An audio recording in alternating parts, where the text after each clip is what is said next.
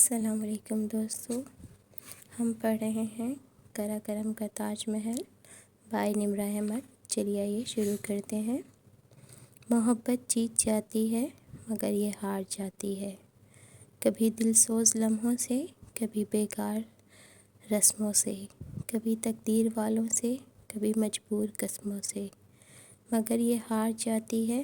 کبھی یہ پھول جیسی ہے، کبھی یہ دھول جیسی ہے، کبھی یہ چاند جیسی ہے، کبھی یہ دھوپ جیسی ہے، کبھی مسرور کرتی ہے، کبھی یہ روک دیتی ہے، کسی کا چین بنتی ہے، کسی کو رول دیتی ہے، کبھی لے پار جاتی ہے، کبھی یہ ہار جاتی ہے۔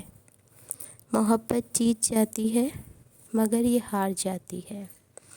اسلام آباد پر واپسی پر اسے ہر اس بندے سے لیکچر ملا جس کی اس نے توقع کی تھی، پھپھو، ندا آپا، ماموں، ممانی اور سب سے بڑھ کر سیف سے۔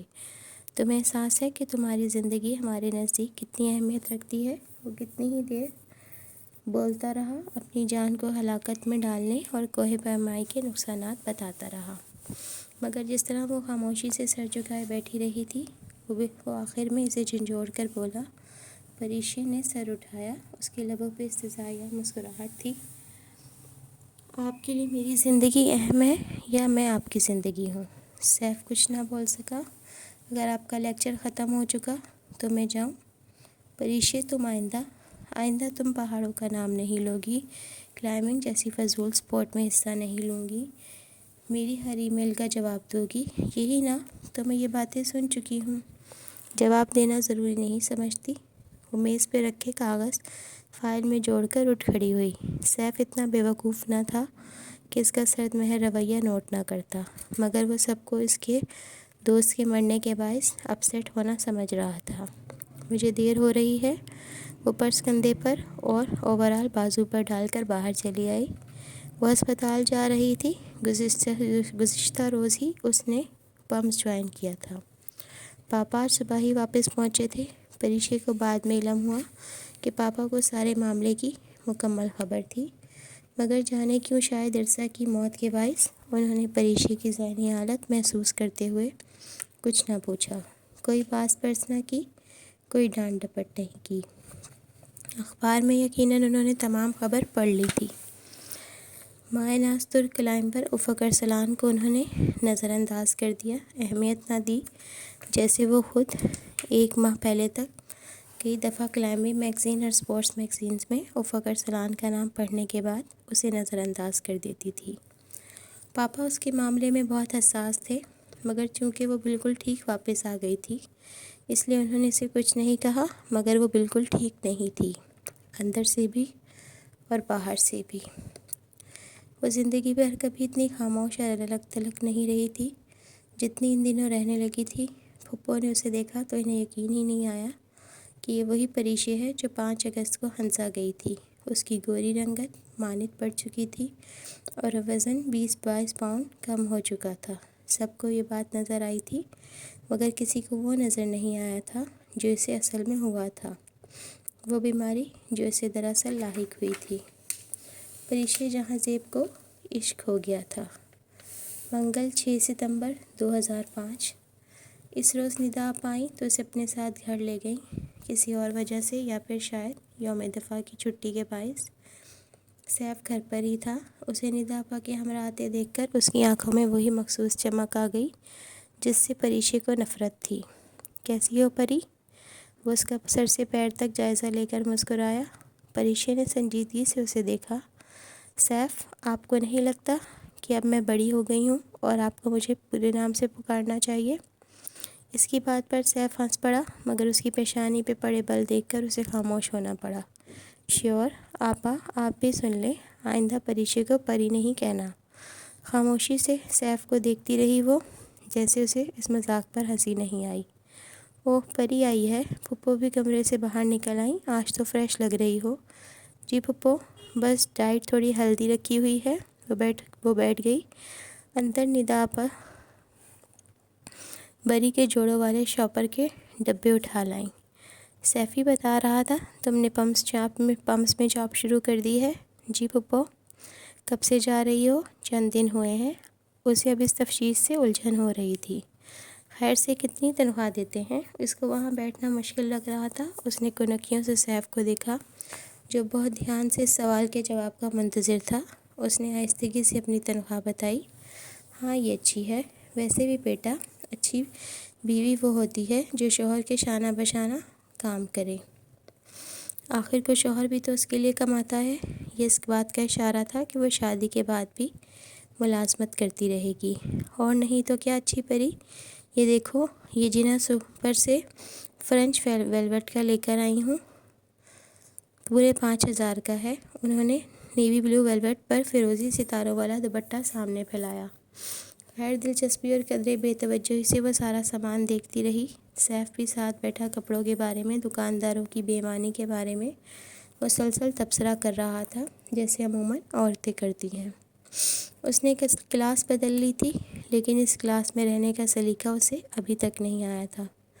دفتر اس کی موبائل کی بپ بجی۔ اس نے موبائل نکال کر اسکرین روشن کی۔ وہاں ایک غیر شناسا نمبر سے میسیج آیا ہوا تھا۔ اس نے میسیج کھولا۔ کیا میں آپ کو اس ٹائم کال کر سکتا ہوں؟ آپ فارغ ہیں؟ میسیج رومن اردو میں تھا تاکہ لکھنے والے کی جنس واضح ہو۔ اس نے خوف سے اسے ڈیلیٹ کر دیا۔ جب اسے موبائل کمپنیوں نے نرخ سستے کیے ہیں، ایسے میسیجز اور غیر شناسا نمبر سے کالز آتی رہتی تھیں۔ دنیا جہاں کے فارغ اور لوفر لڑکے ایسے کام کر کے لڑکیوں سے دوستیوں کے خواہشمند ہوتے تھے۔ اس نے ہو آر یو لکھ کر جواب بھی نہیں دیا اور موبائل رکھ دیا۔ کس کا میسیج تھا؟ سیف نے فوراً پوچھا۔ پاپا کا۔ اس نے یہ کہنے سے اعتراض کیا کہ کسی کے ایس ایم ایس کے متعلق پوچھنا نہایت غیر اخلاقی حرکت ہے۔ اچھا یہ والا دیکھو، یہ بریزے کا ہے۔ انہوں نے بازو پر ایک اور ہلکا سا گرین کپڑا پھیلایا۔ وہ ہوں اچھا کہہ کر خاموش ہو گئی۔ اسی اثنا میں روشان اور سنی جانے کہاں سے وارد ہو گئے۔ ماما دیکھیں، سیفی ہمارے لیے منوپلی لائے ہیں۔ روشان منوپلی کا گتا اس کے کارڈز اور گوٹ ماں کو دکھانے لگا۔ بھلا اتنے چھوٹے بچے یہ گیم کھیلیں گے؟ ندا آپا نے کہا۔ پریشی کو بے اختیار کچھ یاد آیا۔ رات کی تاریکی، جلتے الاؤ سے اڑ کر فضا میں گم ہوتی چنگاریاں، لکڑیوں کے چکنے کی آواز، ماہوار ڈھونڈ کے خاموش پانیوں پر چڑھتی چاندنی کی تہ، دور دور تک پھیلا سبزہ زار۔ اس نے سر جھٹکا۔ اس کو مزید وہاں بیٹھنا مشکل لگ رہا تھا۔ وہ اٹھ کھڑی ہوئی۔ میرا ڈیوٹی ٹائم ہے، ڈاکٹر واسطی بہت خفا ہوں گے، مجھے جانا ہوگا۔ بہانہ اسے سوجھ گیا تھا۔ پیر 12 ستمبر 2005۔ جیولری شاپ کا شیشے کا دروازہ دھکیل کر وہ اندر داخل ہوئی۔ سیف اس کے عقب میں تھا۔ وہ بہت اعتماد سے چلتی شوکیس کے سامنے سیٹوں کی لمبی قطار میں سے ایک کرسی کھینچ کر ٹانگ پہ ٹانگ رکھ کر بیٹھ گئی۔ سامنے بیٹھا سیلز مین پروفیشنل خوش اخلاقی سے اس کی جانب متوجہ ہوا۔ جی میڈم۔ سیلز مین کے پیچھے والی دیوار سے شیشے سے ڈھکی ہوئی تھی۔ چمکتی ہوئی شیشے کی دیوار، چمکتی دیوار سے کچھ یاد آیا۔ اس نے سر جھٹکا اور آئینے میں ایک نظر خود پہ ڈالی۔ لمبے اور سیدھے بالوں کو اس نے آدھا باندھ کر کیچر لگا دیا تھا، قیمتی پتھروں سے مزین کیچر جس کا 2 رنگا پتھر ڈھیلا تھا۔ کیچر سے چند لٹیں نکل کر اس کی گالوں کو چھو رہی تھیں۔ چند دنوں سے کھانے پینے کی احتیاط کے باعث اس کا چہرہ آج خاصا تر و تازہ اور گال قدرے بھرے بھرے لگ رہے تھے۔ سیف اس کے ساتھ کرسی پر آ کے بیٹھ گیا۔ اس کو دیکھ کر دور بیٹھا ادھیڑ عمر سونار لپک کر اس طرف آیا۔ جی سیٹھ صاحب، کوئی یونیک چیز دکھائیں ہماری ہونے والی دلہن کو شادی کے دن پہننے کے لیے۔ اس کو سیف کا متعارف کرانے کا انداز زہر لگا، مگر وہ خاموش رہی۔ سونار سیٹ شرٹ سیاہ مخملی ڈبوں میں سجے چمکتے سونے کے سیٹ شوکیس پہ رکھنے لگا۔ دوسرا لڑکا اس کی مدد کر رہا تھا۔ پریشی ایک ایک کر کے ہر سیٹ کو مسترد کرتی رہی۔ اسے سب میں کوئی دلچسپی ہی نہیں تھی۔ وہ تو پاپا اور پھپھو نے کہا تھا کہ وہ سیف کے ساتھ اپنی مرضی کی شاپنگ کرائے تو وہ چلی آئی۔ سیف نے بہت سے ڈبے کھلوا لیے۔ وہ جیولر کو اچھی طرح سے جانتا تھا۔ وہ یقیناً پہلے یہاں آتا رہتا تھا۔ ندا آپا کی شادی کو عرصہ گزر چکا تھا۔ جب ان کی شادی ہوئی تھی تب سیف اتنے مہنگے جیولرز کو افورڈ کرنے کے قابل نہیں تھا۔ یقیناً وہ پچھلے چند برسوں میں یہاں آتا رہا تھا، نہ جانے کتنی عورتوں کو زیورات دلوانے۔ شاید اس لیے اس نے دکاندار پر واضح کیا تھا کہ وہ لڑکی اس کی ہونے والی بیوی ہے۔ سو وہ محتاط رہے۔ ایک لمحے کو بھی اس کا دل نہیں چاہا تھا کہ وہ جیولر سے سیف کے چکروں کے متعلق پوچھے۔ اسے سیف اور اس کے افیئرز میں کوئی دلچسپی نہیں تھی۔ اگر پاپا جانتے بوجھتے اپنی آنکھیں بند کر رہے تھے تو وہ بھی اپنی آنکھیں اور دل کب کا بند کر چکی تھی۔ یہ فیروزی پتھروں والا تو بہت اچھا ہے، یہ لے لو۔ اسے کچھ یاد آیا۔ اس نے بالوں پر لگا کیچر اتارا، آبشار کمر اور چہرے کے اطراف میں گرتی گئی۔ آپ کے پاس اس طرح کا کوئی دوسرا پتھر ہوگا یا آپ اس پتھر کو جوڑ دیں؟ یہ ڈھیلا ہے اور کسی بھی لمحے اکڑ جائے گا۔ پریشے نے کیچر شوکیس پہ رکھتے ہوئے دو رنگے پتھر کی طرف اشارہ کیا۔ یہ بالکل گرنے والا ہے، اس کیچر کو پھینک دو، میں تمہیں نیا لے دوں گا۔ سیف نے لاپرواہی سے کیچر اٹھا کر ڈسٹ بن میں پھینکنا چاہا۔ کسی چیتے کی تیزی سے پری نے جھپٹ کر اس کے ہاتھ سے کیچر چھینا۔ ہاتھ مت لگائیں اسے، یہ بہت قیمتی ہے، سمجھے آپ؟ کسی متاع عزیز کی طرح اسے مٹھی میں بند کیے پریشے نے سیف کو غصیلی نگاہوں سے دیکھا۔ وہ اس کے رد عمل پر ششدر رہ گیا۔ پریشے تم، اس نے آہستہ آواز میں کچھ کہنا چاہا۔ میں گاڑی میں بیٹھ رہی ہوں، آپ کو آنا ہے تو آ جائیں، نہیں تو میں ٹیکسی سے چلی جاؤں گی۔ بالوں کو پوری طرح کیچر میں جکڑ کر وہ اٹھ کھڑی ہوئی اور کھٹ کھٹ چلتی گلاس ڈور سے باہر نکل گئی۔ سیف جیولر سے معذرت کرتا، کچھ حیران، کچھ دبے دبے غصے کے ساتھ اس کے پیچھے باہر آ گیا۔ جیولر نے استہزائیہ انداز میں سر جھٹک کر ساتھ والے لڑکے کو بتایا، بیگم صاحبہ شادی پر خوش نہیں ہیں۔ لڑکا دانت نکوسنے لگا۔ جیولر پھر سے اپنی سیٹ سنبھال کر رجسٹر پر جھک گیا، جبکہ لڑکا شوکیس پر رکھے زیورات کے مخملی ڈبے بند کرنے لگا۔ منگل 13 ستمبر 2005۔ وہ ہسپتال جانے کے لیے تیار ہو رہی تھی۔ اوورال بازو پر لپیٹا، اسٹیتھوسکوپ پاکٹ میں گھسایا، جلدی جلدی جوتوں کی اسٹریپس بند کی، بالوں کو اسی طرح اسی کیچر میں جکڑا اور پرس کندھے پر ڈال کر باہر نکل آئی۔ گاڑی کی جانب بڑھتے ہوئے اس نے نشا کو گیٹ سے اندر آتے دیکھا۔ تم ہسپتال جا رہی ہو؟ اس کی تیاری اور عزت بھرے انداز کو دور سے ہی پہچان گئی تھی۔ ہاں کہو، کوئی کام ہے؟ میڈم، آپ کے جہیز کی شاپنگ کرنی ہے، آپ کو ممی بلا رہی ہیں۔ اوہ نشا، مامی کی چوائس بہت اچھی ہے، وہ خود کر لیں گی، تم ان کی ہیلپ کروا دینا۔ تمہیں میری پسند ناپسند کا علم تو ہے، مگر ہم ابھی جوتے لینے جا رہے ہیں، وہ تمہیں ہی لینے ہوں گے۔ یار ادھر اسلام آباد پنڈی سے کہاں اچھے جوتے ملتے ہیں، اور میرے پاس بہت سے جوتے ہیں، چھوڑو رہنے دو، مجھے دیر ہو رہی ہے۔ اس نے فکر مندی سے گھڑی دیکھی۔ بے وقوف، لینے تو پڑیں گے، آخر کو شادی ہے تمہاری۔ اس کے چہرے سے سایہ گزر گیا۔ دروازے کے ہینڈل پر اس کی گرفت ڈھیلی پڑ گئی۔ پری، وہ اس کے قریب چلی آئی، اگر فیصلہ کر لیا تھا تو کمپرومائز کرنا بھی سیکھو۔ سیف بھائی جیسے بھی ہیں انہیں قبول کرو اور دل سے کرو۔ دل؟ ایک پھیکی مسکراہٹ اس کے لبوں کو چھو گئی۔ دل تو کہیں دور قراقرم کے پہاڑوں میں رہ گیا ہے، اب تو یاد بھی نہیں کہ کس جگہ کھویا تھا اسے، ماہو ڈھونڈ کی جھیل میں یا دمانے کی دھند میں۔ کوئی فون، کوئی خط، کوئی ربط نہیں کیا اس نے۔ وہ جانتی تھی نشا کس کی بات کر رہی ہے۔ نہیں، اس کو فون نمبر دیا کب تھا؟ ای میل؟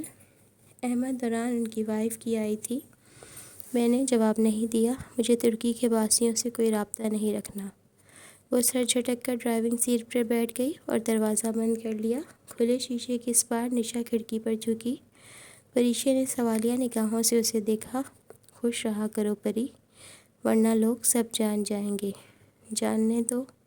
اس نے اگنیشن میں چابی گھمائی، گاڑی کے انجن میں حرکت ہوئی، نشا کھڑکی سے ہٹ گئی، پیچھے دیکھتے ہوئے گاڑی باہر نکالنے لگی۔ ہاتھ کی لکیروں میں کیا تلاش کرتے ہو؟ ان فضول باتوں میں کس لیے الجھتے ہو؟ جس کو ملنا ہوتا ہے بن لکیر دیکھے ہی زندگی کے رستوں پر ساتھ ساتھ چلتا ہے، پھر کہاں بچھڑتا ہے جو نہیں مقدر میں، کب ہمیں وہ ملتا ہے۔ ہاتھ کی لکیروں میں کیا تلاش کرتے ہو؟ یہ اسی شام کی بات ہے جب اسے ہسپتال میں فون کر کے نہایت بدحواسی کے عالم میں وحید نے بتایا کہ جہاں زیب صاحب کی طبیعت اچانک خراب ہو گئی ہے۔ وہ آفس سے جلدی آ گئے تھے اور ابھی گاڑی سے نکلے ہی تھے کہ ان کی حالت بگڑ گئی۔ وہ اپنے سب کام چھوڑ کر بھاگم بھاگ گھر پہنچی۔ مگر جس وقت وہ گھر میں داخل ہوئی ممانی اور نشا پہلے سے ہی وہاں موجود تھیں اور پاپا وہ کافی دیر ہوئی جا چکے تھے۔ انہوں نے اس کے پہنچنے کا، اس سے آخری بار ملنے کا انتظار بھی نہیں کیا تھا۔ اسے نہیں معلوم وہ کتنے دن بغیر کچھ کھائے پیے روتی رہی۔ اس کے غم بہت تھے، وہ کس کس کا ماتم کرتی۔ اپنی زندگی کی پہلی اور آخری محبت کو اس نے جس شخص کے لیے چھوڑا، وہ اسے چھوڑ کر بھری دنیا میں تنہا کر کے جا چکا تھا۔ وقت ایک دفعہ پھر 6 برس پیچھے چلا گیا۔ تب بھی یوں ہی لوگوں نے اس کے سر پر ہاتھ رکھ کر اسے دلاسا دیا تھا، کھوکھلے دلاسے اور چھوٹی تسلیاں۔ آج بھی اسے یہی مل رہی تھی۔ اس نے بہت سے لوگوں کو پاپا کی میت کے سراہانے بیان کرتے دیکھا، ان میں ندا آپا بھی تھی اور پپو بھی۔ وہ بے تاثر بھیگی نگاہوں سے سب کو دیکھتی رہی اور وہ ان سب کو اندر باہر سے جانتی تھی۔ ان کے آنسوؤں کی حقیقت سمجھتی تھی۔ یہ بھی جانتی تھی کہ اگر کسی کو اس بھری دنیا میں پاپا کی خوشی اور دکھوں کا خیال تھا تو صرف وہ خود تھی۔ اس کی زندگی میں 2 ہی مرد تھے، ایک پاپا اور ایک افق ارسلان۔ ایک پہلے چھوڑ گیا تھا اور دوسرے نے اب چھوڑ دیا تھا۔ وہ پھر سے اکیلی رہ گئی تھی۔ وقت کا کام ہے گزرنا، اور وہ تو گزر ہی جاتا ہے، رو کر نہیں تو ہنس کر نہیں تو رو کر۔ بھلا وقت کب ایک سا رہتا ہے؟ سو پریشے جہاں زیب کی زندگی میں بھی وقت گزر رہا تھا۔ چند دن اس نے بہت ماتم کیے تھے۔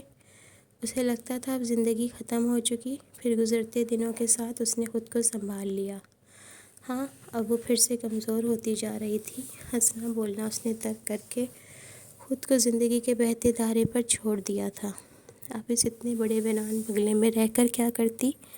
سو شادی تک جہاں زیب صاحب کی وفات کے باعث فی الحال ملتوی ہو چکی تھی، جو اس نے ماموں کی طرف رہنے کا فیصلہ کیا۔ ویسے بھی ماموں اب اسے اکیلے نہیں رہنے دے رہے تھے۔ وہ اس کے کچھ کہنے سے قبل ہی اسے اپنے ساتھ گھر لے آئے۔ چند دن تو خاموشی سے کمرے میں بند رہ کر اس نے بتا دیے۔ پھر اس روز نشا اس کے پاس آئی اور سمجھانے لگی، زندگی میں غم آتے رہتے ہیں۔ یہ غم اتنا بڑا ہے کہ میں تمہیں صبر کرنے کو تو نہیں کہوں گی، مگر تمہیں خود کو سنبھالنا ہوگا۔ میں کوشش کر رہی ہوں، میری بات مانو تو ہاسپٹل پھر سے جوائن کر لو۔ ہاں، یہی سوچ رہی تھی، مصروف رہوں گی تو شاید صبر آ ہی جائے۔ وہ زبردستی مسکرائی، پری اب تم زندگی کو نئے سرے سے شروع کرو۔ نشا بہت آہستہ آہستہ کہہ رہی تھی، جو کچھ جیسے ہو رہا ہے اسے ویسے ہی ہونے دو۔ نشا، مجھے کسی سے کوئی شکوہ نہیں، پاپا نے میرے لیے اچھا ہی سوچا ہوگا، اس لیے مجھے مزید کوئی فیصلہ نہیں کرنا۔ مجھے سیف قبول ہے۔ اس کے کہنے سے قبل ہی اس کا مطلب سمجھ کر پریشے نے کہا۔ نشا احتجاجاً کچھ کہنے لگی تھی، مگر میں پھر مصلحتاً اس قصے کو کچھ عرصے تک پس پش ڈالنے کا سوچ کر رک گئی۔ پریشے خود بھی ابھی اس معاملے پر کوئی بات نہیں کرنا چاہتی تھی۔ پھر اس نے ہسپتال جانا شروع کر دیا۔ حالات اب دوبارہ معمول پر آنے لگے تھے۔ اسے لاشعوری طور پر انتظار تھا کہ نشا پھر سے اس بارے میں کوئی بات کرے گی، مگر اس روز کے بعد نشا نے ایسی کوئی بات نہیں کی۔ ماموں، ممانی اور نشا کی محبتوں کے قرض اٹھائے اس نے خود کو زندگی کے جھمیلوں میں گم کر لیا۔ شاید اسے صبر آ گیا تھا، یا شاید اس نے سمجھوتا کر لیا تھا۔ جمعہ 30 ستمبر 2005۔ وہ ہسپتال میں اپنے کمرے میں بیٹھی تھی۔ سامنے والی کرسی پر ایک معمر عورت اور ساتھ ایک نوعمر لڑکی نشست سنبھالے منتظر تھی، نگاہوں سے اس کی جانب دیکھ رہی تھی۔ وہ سر جھکائے دونوں کونیاں ٹیبل پہ رکھے تیزی سے پیڈ پہ قلم چلاتے ہوئے نسخہ لکھ رہی تھی۔